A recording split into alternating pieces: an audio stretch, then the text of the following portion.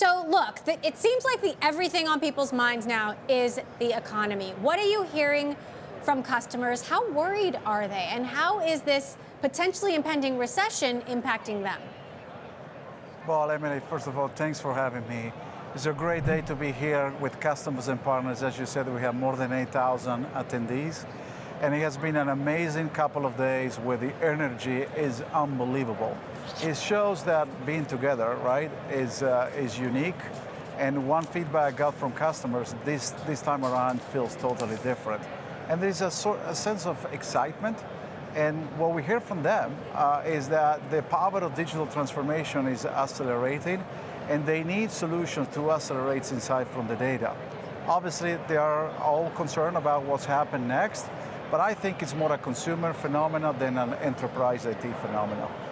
So how is that impacting your outlook? I mean, do you think a recession is inevitable? I mean, you have to be planning for that scenario. Of course, we do base planning scenarios for what comes next, but I have to tell you, Emily, the demand that we continue to see in the market is incredibly strong. And this event is a catalyst to continue with that momentum.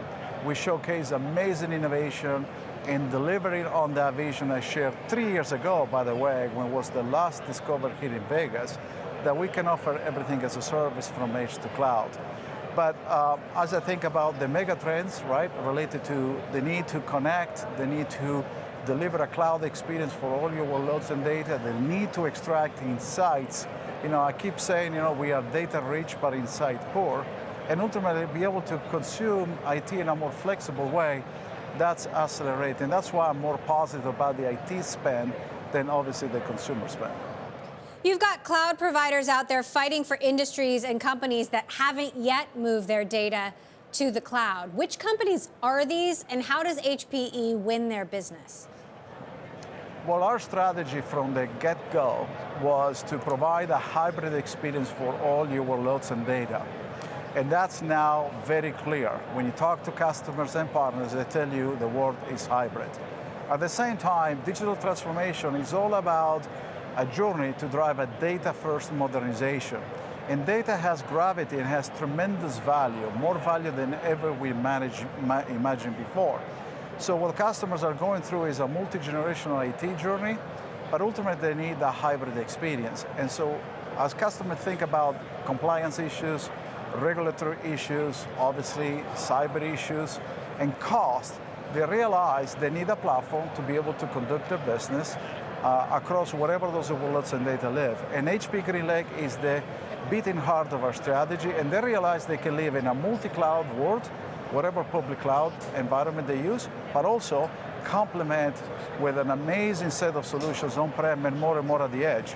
I think it's fair to recognize, Emily, that 70% of the data is actually outside the public cloud, 50% sits at the edge, and more than 30% of that data needs to be processed real time, and that's the opportunity in front of us.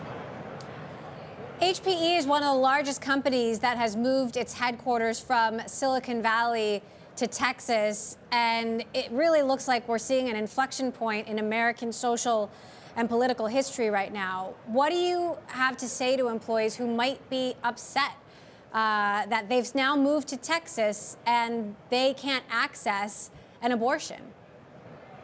Well, first of all, we decided to move our headquarters to Texas a couple of years back during the pandemic because I was in the process of building a state-of-the-art site for our Houston-based employees. And as I think about the ability to attract and retain talent, I thought the opportunity to create two very amazing sites. One is the San Jose, where a lot of thought leadership takes place, and one is in Houston, Texas, where a lot of the operational and back office takes place. But at the same time, when you talk about these social challenges, listen, Emily, I'm an immigrant that have been living now in the United States for more than 23 years. And I have to tell you, I'm incredibly disappointed. This is not, politics is not about a specific state or the other. But when we saw what we saw last week, we as a company felt compelled to stand up and side by the women choice, meaning giving them the choice, what is right. And ultimately, as a company, we offer amazing benefits where we actually pay for all the travels and the medical needs that they have if they decide to make their choice. Have you had any reconsiderations about HPE's own decision in light of the changes to the social and political landscape? Are you hearing anything from employees who made that choice to move and now, are reconsidering? No, not at all. Remember, we're a global company, Emily. I do business in 172 countries. I have 60,000 team members all over the world. And we encourage constructive feedback, and obviously we want to hear their voices, but at the same time we tell them, go to the booth and vote. Vote what you think is the right thing based on your view of the issues. And we understand that sometimes we run into polarized views, but at the same time we cannot address every individual issues.